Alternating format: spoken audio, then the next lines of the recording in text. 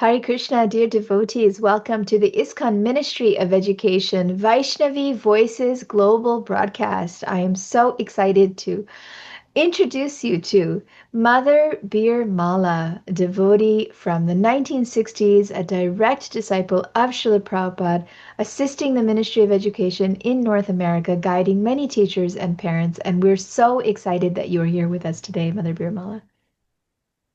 Thank you, Gopi. Yeah, my name is Gopi Gita, Devi Dasi, Gopi Gita Schomaker, and we have quite a few exciting questions for you, Mother Birmala, today. Specifically, I would love to have our viewers and our listeners hear about your experience with the Krishna conscious philosophy and Srila Prabhupada, your background. So maybe let's start off with your background. How did you come to Krishna consciousness and become a lifelong learner and teacher of the Krishna conscious philosophy?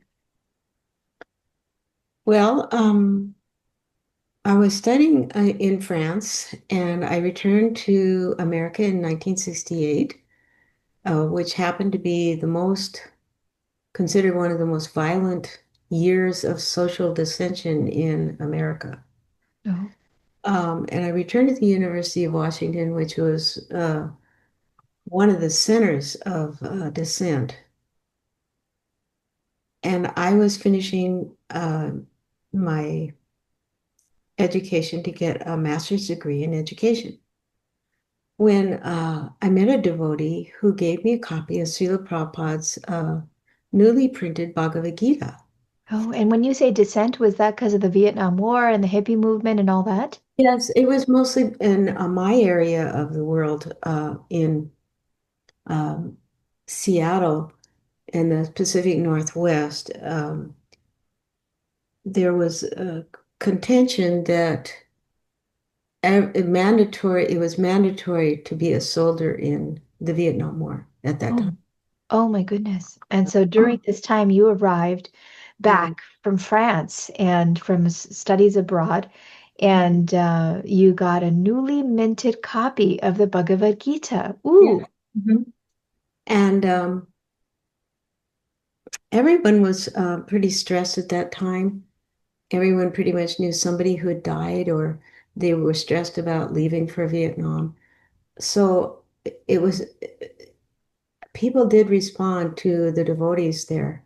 mm, I saw them and was given a copy of Srila Prabhupada's book, Bhagavad Gita. I was so excited.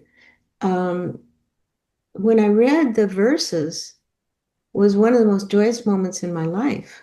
I had been studying philosophy, especially metaphysics, in high school and um, and courses at the University of Washington, and then on to a university in France. I'd written dissertations. I'd become a TA for the classrooms. I had a lot of association with a sophisticated philosopher. yeah, Uh, for the viewers, Mother Biramala was raised and grown up on Mercer Island, the island that Bill Gates is from, very affluent family you came from. And so interesting that through that experience, all the way going to France and coming back, you got in touch with Prabhupada's Bhagavad Gita. And I'm just wanting to repeat what you just said because it's so beautiful to hear you say it, especially because tomorrow is Bhagavad Gita Jayanti. And you said that when you read the verses, when you got the book, you were excited. I would think like an American girl like you might be like, huh, what is this? But you said you were excited and that when you read the verses, you were full of joy. yes, I have never read such profound spiritual knowledge. And it became a changing moment in my life. I saw I saw that it was a spiritual lifestyle, not just a random philosophy that I could see that it was pertinent to the people all over the world. Wow, so beautiful. And so, out of all of the philosophy that you read in the Bhagavad Gita, what philosophical concepts did you feel were you were most eager to apply in your life? Well, I loved all the philosophical discussions between Lord Krishna and Arjuna. And I especially liked that the spiritual knowledge was available to all people, regardless of their material circumstances. Coming from an American background, as a Christian, uh, this helped me feel comfortable to meet Srila Prabhupada and learn from him. Mm, beautiful. So you wanted to meet him. This was back in 1968. So tell us about how you met Srila Prabhupada. Well, it wasn't until I went to the temple regularly and I received his books. Every time a book was printed, I was given one of his books to read. Mm. But it wasn't until actually in the 69 or 70s that I actually met Srila Prabhupada when devotees said, well, why don't you come down to the San Francisco Rath Yatra and meet our spiritual master? Oh, wow. Do you remember that moment when you first saw Srila Prabhupada? Oh, yes. It was so clear in my mind. I still remember the feeling. It was a dramatic moment.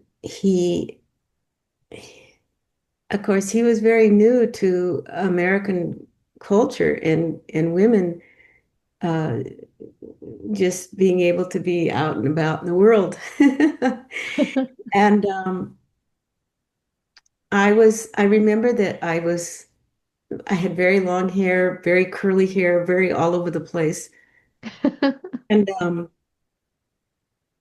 I was dressed properly. I did have a long skirt on for some, things Because like you were that. a hippie, right? In those Yeah, days? I was You not were part of the really, hippie movement, or you I got was, I mean, everybody interested? dressed kind of like a hippie Yeah. if you weren't like a hippie. You weren't a hippie. You were kind of like a hippie, just like the movement interested you. I like the music and things. Ah. Yeah, but I remember that Prabhupada was walking. We were lined up at the airport when Prabhupada came, Oh. and we were lined up on both sides, and he was walking down the center. And then everybody was chanting Hare Krishna. We were all chanting Hare Krishna, and he stopped actually in front of me, and he kind of laughed. I remember he laughed, Oh. like a sweet laugh, a little laugh. Yeah. Um, You know how the saying goes, how your spiritual master helps blossom that love within your heart for the Yeah. Lord? I felt all of a sudden, I felt like I hadn't really thought about it at all much in the past at all, but suddenly I had this idea that I had a body, but I also had a soul, and my soul was just fe- ecstatic. It was such a strange moment in my life. Wow. It was like the Bhagavad Gita teachings coming to life. Yes. I from that moment on, that was it. I wanted to be a disciple of Prabhupada, Sri Prabhupada.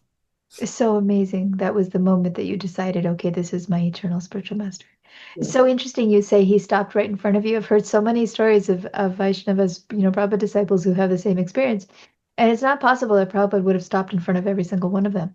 But it's like Krishna with the coward boys, that each coward boy feels like Prabhupada is right there with me. Like each coward boy feels Krishna is right there with me. Krishna's taking care of directly me. And you said he stopped in front of you and he smiled or he laughed. I love Mhm. that. So beautiful. And you had quite a bit of association with Srila Prabhupada in your Krishna conscious journey. And to the viewers, she's working on a book with her association of Srila Prabhupada and her stories from those days, the Vaishnavi perspective of service. You had served, I remember you shared that you made him Sandesh, and there were other services that you had done in Los Angeles. Do you want to touch on a few of those services and maybe one story as to your interaction with Srila Prabhupada, your personal interaction? Um, well, I I was quiet. I've always been quiet person, and the devotees were formulating tasks for when Prabhupada would come, and So they decided that I would be a good person to clean Prabhupada's quarters, that it wouldn't be, I wouldn't be a disturbance because it was where men went, just men went. Except for like if there was a darshan, some women went also, where you kind of had to be invited. Mm, So I was fortunate that there because I did have interaction with Prabhupada, and I was able to go to the darshans. I would sit in the back sometimes if I had time. mm, And then I also was chosen to, at the end of that service, Srila Prabhupada always went into the garden and mm, he had darshan with chosen devotees, or guests, special guests that had come that he mm, invited or devotees invited. mm, And so I would set up, I would make sure that his chair, his seating area was clean, all this kind of things, mm, make sure there was enough facility for the devotees to sit and just general kind activities. mm. And then so nobody seemed to really notice if I was standing in the back and listening. Oh, that's so sweet. Yeah. Oh, I see. You got to clean his area where he went in the darshan room. And there's other, to the viewers, to the listeners, there's other beautiful stories she has about making sandesh for him and about how he would pause. And one time when he was cleaning the room, how he reacted. But you're gonna have to stay tuned and stay posted for those because we don't have time to go into all the stories today. So Mother Biramala, what would you say then created the desire in you to become committed to being a bhakti educator? Well, I would say for the listeners that even though I had a lot of personal association with Prabhupada, the most important thing I learned from Prabhupada was from Srimad Bhagavatam classes and his lectures that Mm, are available to everyone. mm, That everyone can read his books. That mm. was his main focus, was he knew he didn't have long to live, and he revealed very many things throughout his books. And so I always recommend that people read his books. I love that you're bringing that point in here, that even though you had personal association, the Vani is more important than the Vapu, and that the instructions are there, and that he is still interacting with each of us every day through Yes. our interactions with his lectures and books and the Yeah. Bhagavatam. Oh, I'm I so see, glad that you said that. I see people that never had any interaction with Prabhupada. Uh, Like me. just younger generations and India, so many people coming to worship Prabhupada, and they feel connected to And Prabhupada. we feel so connected. It's so true. Thank you for I love that. reiterating that. I truly love that. Yeah, he's still with us. He's still right here. He's still watching us. He's eternal. He's an eternal being. So he still Yeah, can interact in a personal way with each of us. Such an important, and he does. He still does interact with each of us in a personal way. Such yes. an important point that you're bringing, Mati. And so the next question is your desire to serve as a bhakti educator. How did that come about? Uh, I had a lot of service at the temple. Um, but Prabhupada had written a letter to to teach at the Gurukula schools. Prabhupada So wrote you a letter? yes, and Tell me about that. the reason we wrote him was we wanted him to name our first child, uh, and in the course of the letter that returned to us was that I should, because of my education, I should teach in the help with the Gurukula schools. Of course, back then there wasn't really any not much happening. Uh, So what in year? This was 1971, 72? 71, yes. 71. You had a personal letter from Srila Prabhupada.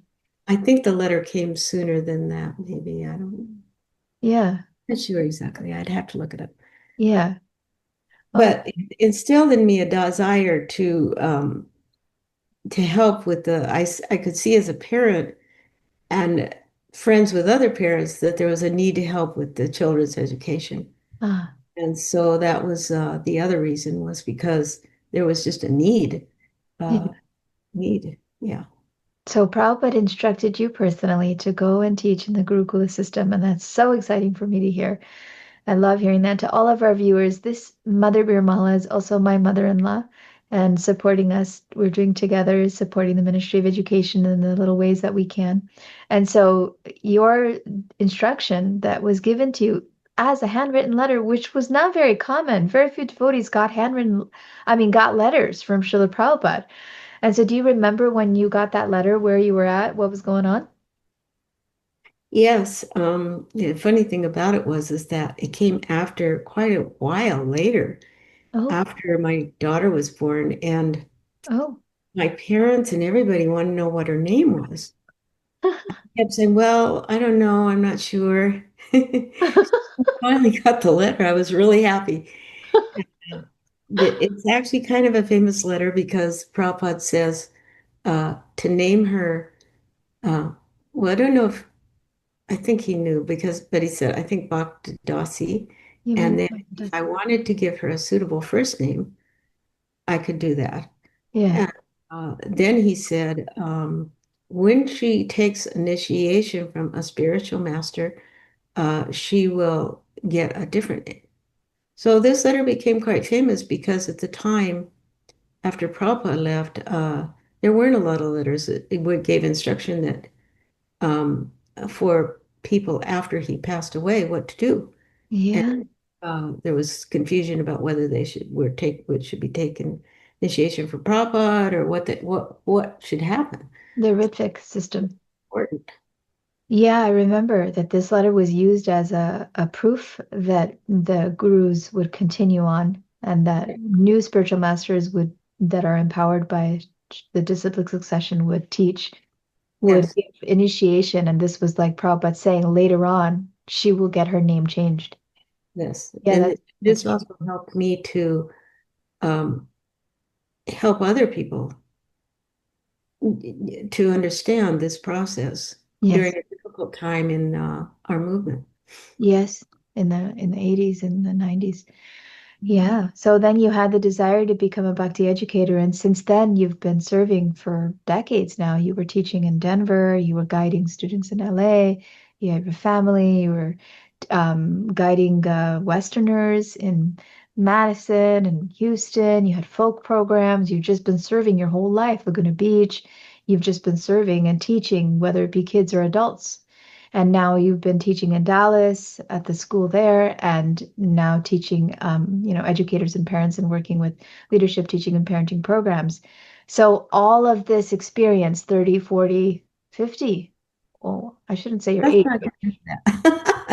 No, I'm 50 just kidding. years since 1968, 78, 88, 98, oh 08. I should Yeah, know math automatically. 18. That's more than 50 years. no. My Indian family, my mom would be like, you couldn't do that math in your head? But anyways, 50, more than 50 years you have been serving Srila Prabhupada in education. What are the challenges, the top challenges that you see our communities face today, and how do we overcome them?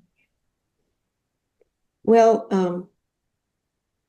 I think that people can be pretty judgmental, Mm, and I feel that the challenges that we face are personal challenges. mm, Um, and the lessons we learn are different from each other. We're on different levels of spiritual learning, mm, training.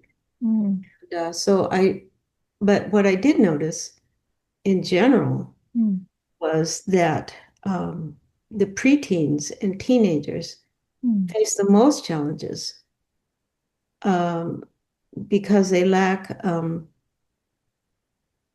trained teachers and mentors to help them.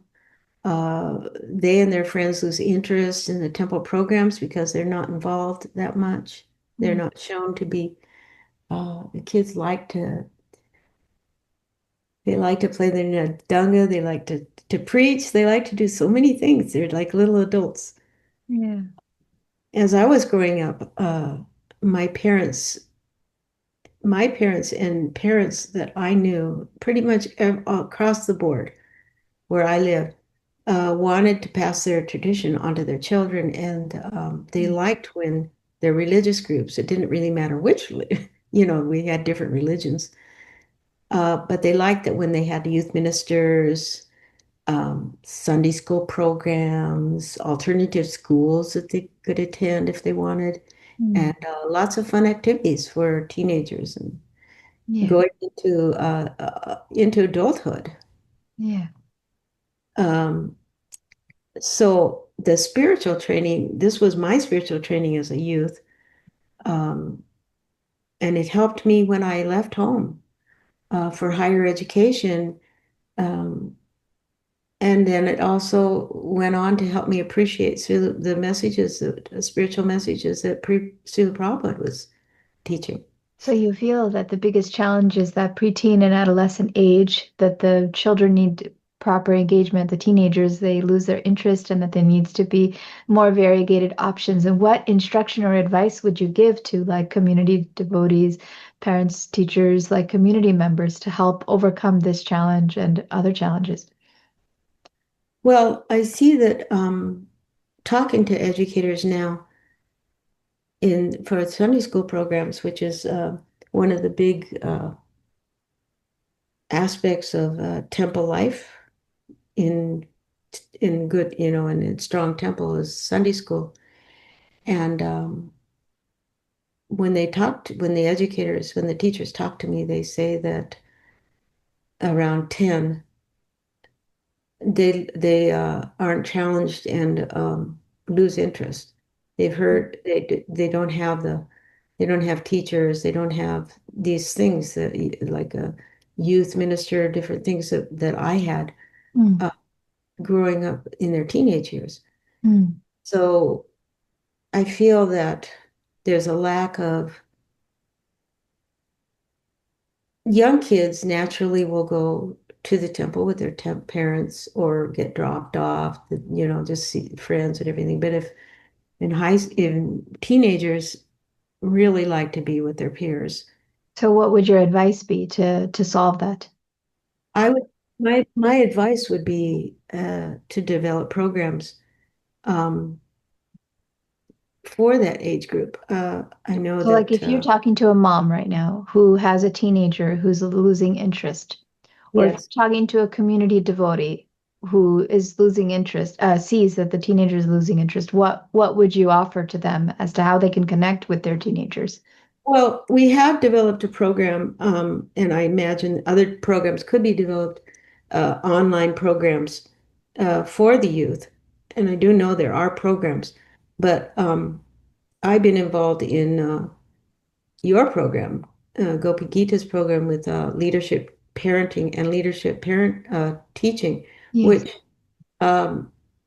parents were able to learn more about their own self, how to how to approach and listen to their children's needs, Mm, and then the children's were more trusting, mm, uh, and teachers and teacher programs that value more than just the basic lessons that the kids already have learned, mm. and allow them to ask questions, lead groups, participate at the temple, Yeah. uh, be able to express their emotions. I know that when I was teaching the preteens going into middle school, they Mm, have a lot of new emotions, mm, and they need somebody that they trust to mm, be able to talk about these emotions. mm. So important, so important. So we have programs, leadership parenting, leadership teaching. There's Make Bhakti Matter, Gopika Kanta, and Aksh. There's a few select teacher training and parent support programs. There's devotee care programs, but specifically for the teenagers, what I'm hearing you say is create environments where they can express themselves. They can express their variegated beliefs where they can get their emotions heard, even if their emotions seem completely contradictory to Yeah. what we're to Krishna conscious philosophy. Because if any of you were watching these broadcasts, I have a broadcast previously done with Vara Jani, who expresses the pressures faced by our teenagers in the schools and just in the world. And it's not, this isn't a new phenomenon just for ISKCON society or Bhakti society. Every group, every spiritual movement or religious culture has this time where the adolescents and the preteen teenagers are going to be questioning, are being wondering, who am I? What am I doing this for? And they need a chance to talk about it. We've got the youth programs by Manu Prabhu. We've got the bus tour. We have camps, summer camps that are being brought up. So that's what you're saying is give them chance, give them time to in groups. And I heard what you said, lead groups. Some really phenomenal Sunday schools are already doing that. And there is a need for so much more. It shouldn't just be three or four that are doing that, but that every temple and every program have that support and that ability to do that. Thank you, Mati. And I do believe you did that with your two children. You gave them a chance to express themselves and to really question and also get that ownership of Krishna consciousness. Who am I separate from my family? What do I believe and who am I separate from my family? Any last words? So I have a question that's coming up that we didn't talk about. If Srila Prabhupada came right now to you, like I know you feel Srila Prabhupada is always with you, and I know that you already do communicate to Srila Prabhupada, but if his physical form showed up right in front of you, what would you say to him? Um, well, you know, I have to say that every morning first thing in the morning, I found that it was valuable for me to listen to him give a lecture. And so I don't really feel that I'm separated at all from him because of listening to him every day. Yes. It makes my day joyful.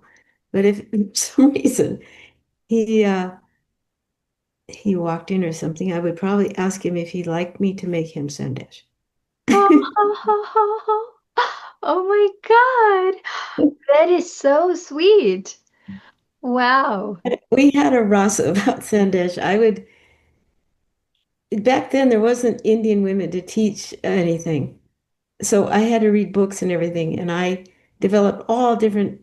Every day I would give him a different one, a Type of Sandesh. different type. Oh my gosh. Oh, so it was like So just then he would ask me, I think I'd like to have this particular one again or something like that. So Mother Birmali is such a beautiful combination of the scriptural wisdom, the guiding the generation, and also cooking and cooking for Srila Prabhupada. And so wonderful to talk to you today. And to all of our viewers, please do hit that share button. Know that Srila Prabhupada is always with you. Read Srila Prabhupada's books, immerse yourself, and everything else that Mother Birmala said. I'm just a microphone to have you hear deeply what our advanced bhakti educators are practicing and sharing with others. And if you're interested, join the leadership teaching, leadership parenting programs. Go to the ISKCON Ministry of Education website, iskoneducation.org, and look at all of the Vaishnavi voices. There's so many powerful programs that are happening all around the world, and watch them, share them, and be inspired every single day. Life is joyous, active service for Srila Prabhupada. Alrighty, Hare Krishna.